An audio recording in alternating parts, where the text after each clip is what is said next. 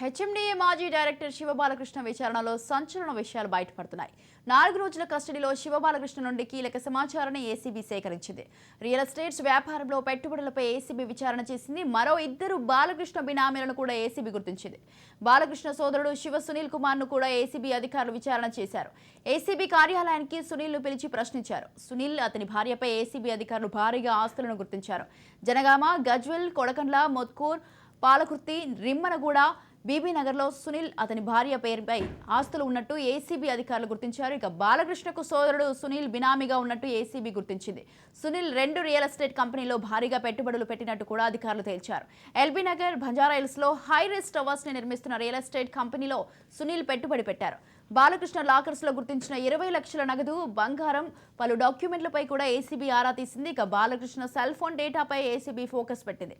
Balakrishna call data తీసుకొని విచారణ చేస్తే బాలకృష్ణకు సంబంధించిన బినామీలు, అధికారుల చిట్టా బయటపడే అవకాశం ఉంది. బాలకృష్ణ బినామీలకు ఏసీబీ నోటీసులు ఇచ్చినట్టు తెలిసింది.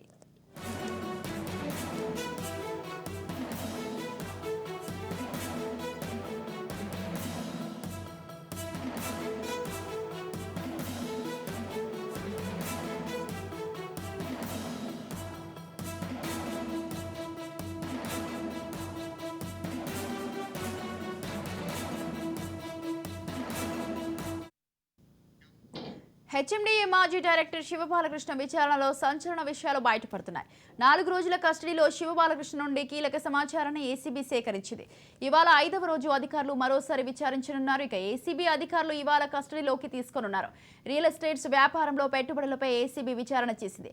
మరో 2 బాలకృష్ణ బినామీలను కూడా ఏసీబీ గుర్తించింది. బాలకృష్ణ సోదరుడు శివ సునీల్ కుమార్ ను కూడా ఏసీబీ అధికారులు విచారణ చేశారు.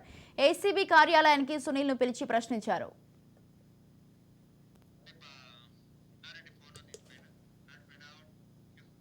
రైట్, ఈ విషయంపై పూర్తి సమాచారం అందించడానికి మా crime bureau chief Inareddy phone లైన్లో అందిస్తారు. ఇనారెడ్డి, చెప్పండి, 4 రోజుల కస్టడీలో అయితే శివబాలకృష్ణ నుండి అయితే కీలక సమాచారాన్ని ఏసీబీ సేకరించిందని తెలుస్తోంది. దీనికి సంబంధించి మీ దగ్గర ఉన్న అప్డేట్స్ ఏంటి?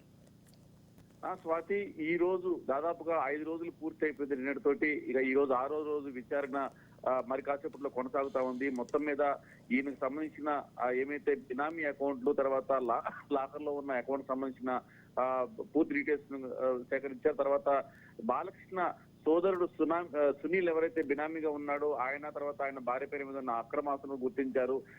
ఇప్పటికే కొంతమందిని ఆయన్ను పిలిపించి విచారించారు. అయితే ఈ రోజు కొంతమంది రియల్ ఎస్టేట్ వ్యాపారులకు, తర్వాత call details Balakrishna cell phone డేటాలో ఎవరైతే ఉన్నారో వాళ్ళ నోటీసులు జారీ చేసి వాళ్ళను కూడా ఈరోజు పిలిపించే అవకాశం ఉంది.